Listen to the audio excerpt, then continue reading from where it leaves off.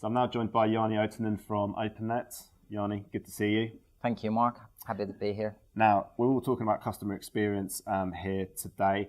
Just starting off, why should telcos really focus and care about customer experience now that, for example, their financial results are starting to improve?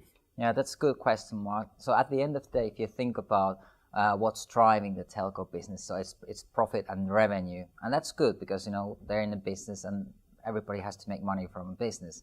But at the end of the day, how you make your revenue is not all about price and the functionality of the services and the products that you're selling. It's more about how can you get your customers to feel connected with you and find an emotional connection on top of the good market price and the great functionalities.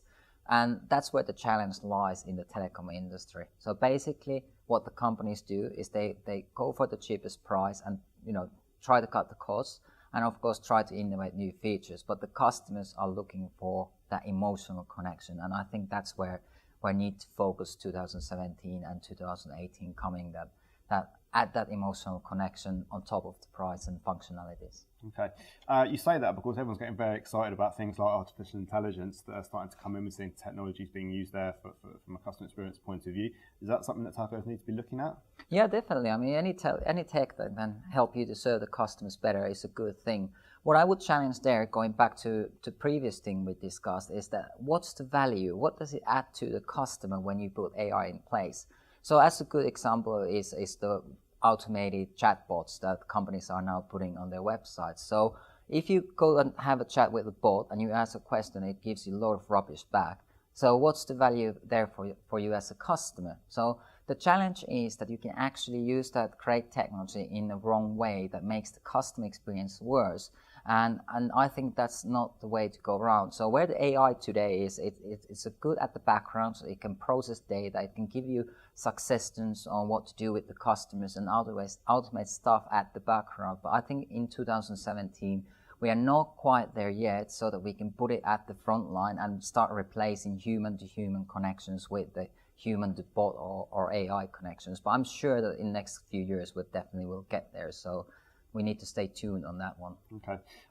For telcos kind of, reimagining their customer experience processes, for example, what are the sort of the key things they need to kind of start from? What's the starting point? Where do we need to focus on today? Yeah, so I did my doctorate thesis on this topic and asked the question of what are the really important capabilities that the companies need to have in place in order to be successful in such an endeavors. So basically what I found in there is that it comes down to people and to senior leadership.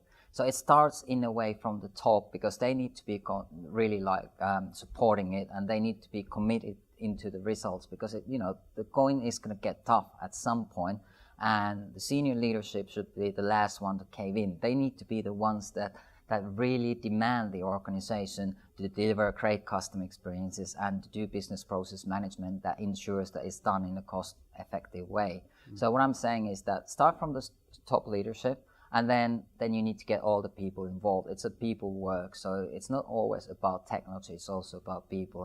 And then the top leaders should get everyone to follow and sign those values that are customer-centric. Janne, thank you very much. Thank you.